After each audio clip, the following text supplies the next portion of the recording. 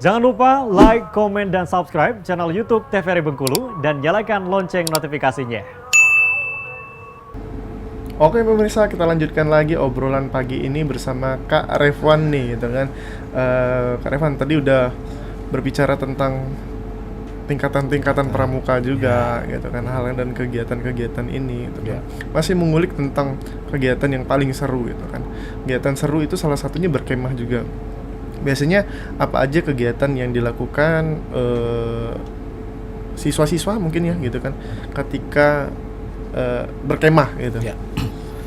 Istilahnya perkemahan Sabtu Minggu ya, persami ya. Ya, ada yang persami, ada yang memang 1 minggu nian, ada yang 3 hari. Oh, gitu. ada tingkatan juga. Tergantung dengan liburan sekolah. Oh. Kalau libur sekolahnya panjang dan punya program, Gudep itu punya program, ya bisa aja lebih dari 3 hari atau 1 hari. Karena yang namanya persami itu kan hanya untuk pengenalan saja. Tapi kalau udah lebih dari 1 hari, 3 hari, karena ada hubungannya dengan syarat kecakapan umum. Karena salah satu syarat kecakapan itu pernah berkemah minimal 3 hari. Ya 3 hari. Jadi syarat itu harus terpenuhi. Ya. Jadi kalau nggak terpenuhi, SKU-nya nggak bisa ditandatangani. Nah, kemudian ada program kegiatan di situ, atau jadwal kegiatan. Jadi Gudep yang menyelenggarakan kegiatan perkemahan harus menyusun jadwal kegiatannya apa-apa. Jadi nggak asal berkemah terus kegiatannya begitu mendadak persiapkan, tidak. Tapi sudah harus disiapkan jadwalnya apa nih kegiatan, mulai dari jam sekian apa kegiatannya. Biasanya kegiatan-kegiatan itu apa aja yang harus ada lah mungkin ya? Ya, gitu. Yang jelas kegiatan dari sisi keagamaan tetap harus ada. Karena yang namanya kegiatan perkemahan itu tidak lepas dari kegiatan keagamaan. Misalnya sholat, itu sholat tetap harus diadakan. Kalau anak-anak berkemah, jadi jangan sampai sholat ini ditinggalkan. Karena itu juga merupakan pengamalan dari dasar dharma. Takwa kepada Tuhan Yang Esa, cinta alam, ya kan? Nah, itu. Jadi pengamalan dasar dharma itu dilakukan dalam kegiatan perkemahan. Di samping itu kan adik-adik kita belajar untuk mandiri di perkemahan itu. Nah, kalau kegiatannya banyak ya, misalnya masak-masak, anak harus bisa masak. Kalau nggak bisa masak, ada kan kadang-kadang cerita yang nggak biasa masak di rumah. Di pas di perkemahan dia dapat piket masak. Ya mau nggak mau harus masak kan. Nah, cuma hasil masakan ini kita nggak tahu. Kadang-kadang ada yang mutung, ada yang mentah. Itu pengalaman sunnah. Itu jadi keseruannya ya. Keseruan di situ. Tapi tidak harus dimakan gitu. Karena nggak mungkin masak lagi gitu. Apalagi dalam kegiatan itu sudah sangat mendesak waktu kan. Sering terjadi seperti itu. Adik-adik sudah kita jadwalkan untuk memasak. Udah kasih tugas lah seperti itu. Tapi pas kegiatan ada yang belum makan. Nah, ditanya alasnya kenapa? Belum masak Kak, atau nasinya mentah. Itu biasa terjadi kan dengan adik-adik kita. Tapi disitulah seninya. Adik-adik kita belajar, oh ternyata harus kayak gini nih kalau perkemahan. Nah dari situ dampaknya dia kembali ke rumah, akhirnya dia belajar untuk memasak misalnya kan, kemudian belajar juga untuk mengerjakan hal-hal yang sifatnya kepribadian, mencuci sendiri misalnya kan, itu sudah dipelajari. Di rumah mungkin nggak pernah kan, tapi pada saat dia berkemah harus mencuci bajunya sendiri, nggak mungkin bawa pulang dulu. Nah jadi belajar mencuci, kerjasamanya, di situ mereka belajar untuk menjadi satu keluarga yang berbeda. Nah itu. Dan memang momen berkemah itu biasanya pun anak sendiri gitu kan merasakan itu adalah momen yang pasti diingat ketika pramuka gitu kan. Apalagi pas hujan kan. Harus lari kemana nih, ya kan? Sementara tempat nggak ada nih, tempat lain nggak ada kecuali di tenda itulah. Ya harus di tenda, nggak bisa kita kemana-mana.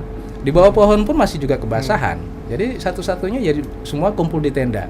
Nah kalau sudah kumpul di tenda, yang terjadi masalah kadang-kadang begini, di dalam tenda itu orang 10 kan, kalau dulu orang 10 tuh. Nah kalau sekarang di 8 orang cuma diperkecil.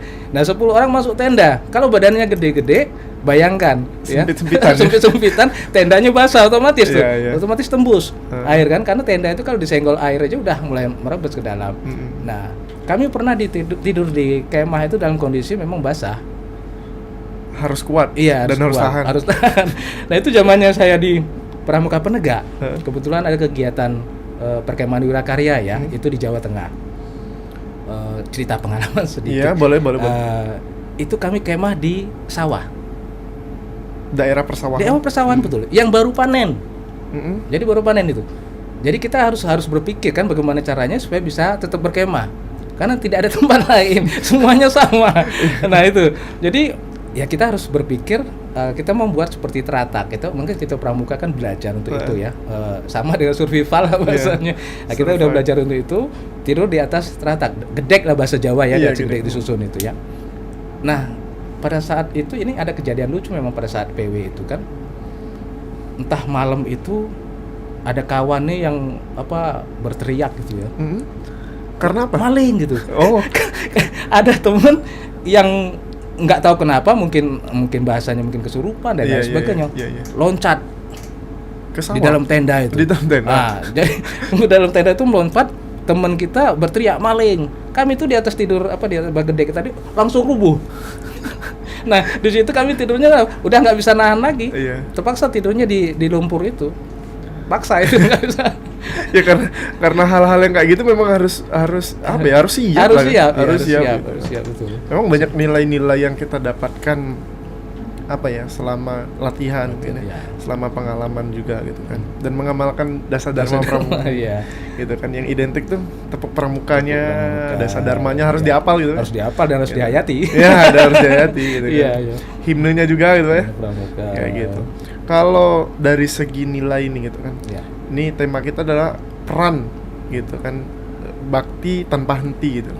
Nilai-nilai seperti apa yang mungkin bisa kakak bagikan gitu untuk para pemirsa yang benar-benar ya pramuka tuh baik loh gitu, pramuka tuh bermanfaat banget gitu untuk para. Secara umum masyarakat kita sudah mulai memahami itu ya, sudah memberikan dukungan kepada kegiatan pramuka, kepada kegiatan adik-adiknya ataupun anak-anaknya.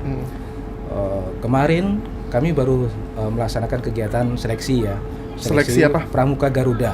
Pramuka Garuda. Ya, itu tingkatan tertinggi untuk di golongan pramuka penggalang. Oh iya. Nah, seleksi itu diikuti oleh lebih kurang 27 peserta. Ya, jadi lulus semua kah? Ya, tentunya namanya seleksi kan nggak semuanya lulus. Oh iya. Ada yang ini juga ada ya. Yang enggak. Artinya kalau sesuai dengan persyaratan dan hasil seleksinya memenuhi syarat ya otomatis lulus. Tapi yang belum ya kita arahkan untuk belajar lagi tahun depan. Kalau masih bisa. Tapi kalau enggak, yang pada tingkatan yang berikutnya dia harus berusaha untuk itu. Nah, dari situ kami kemarin udah mengundang juga orang tua. Jadi karena kita wawancaranya termasuk dengan orang tua juga. Kita undang orang tua dan respon orang tua secara umum bagus terhadap dukungan anak-anaknya terhadap kegiatan pramukaan. Dan ini juga kita berharap semua masyarakat yang anak-anaknya berkecimpung di dunia kepramukaan ya kita minta dukungan sepenuhnya gitu, dengan kegiatan anak-anaknya supaya kegiatan adik-adik ini jangan sampai terhambat gitu kan dengan mungkin orang tua yang melihat kegiatan pramuka terlalu sibuk kan. Pramuka terus terang saja banyak kegiatan maka kelihatannya sibuk sekali gitu adik-adik kita itu. Tapi ya sibuknya adik-adik kita itu bukan untuk hal-hal yang negatif tapi untuk yang positif. Dan hasil itu tidak bisa kita lihat pada hari itu, tapi nanti pada saat dia dewasa, dia akan merasakan ini loh manfaatnya ikut pramuka. Ini loh nilai yang saya dapatkan. Ini nilai yang saya dapatkan. Gitu. Ya contoh saya kan sampai sekarang masih bisa pramuka. Karena kita menganggap pramuka itu memang baik. Dan alhamdulillah ya tidak ada yang negatifnya dari kegiatan pramuka. Bermanfaat sekali itu. Itu berarti semua kegiatan itu memiliki tujuan dan makna tersendiri juga. Tapi tadi udah cerita ininya ya, cerita serunya. Kalau dukanya dalam menjadi siswa kah atau dalam pelatih gitu? Apa nih dukanya nih? Iya. Kalau duka. Sisi duka gitu.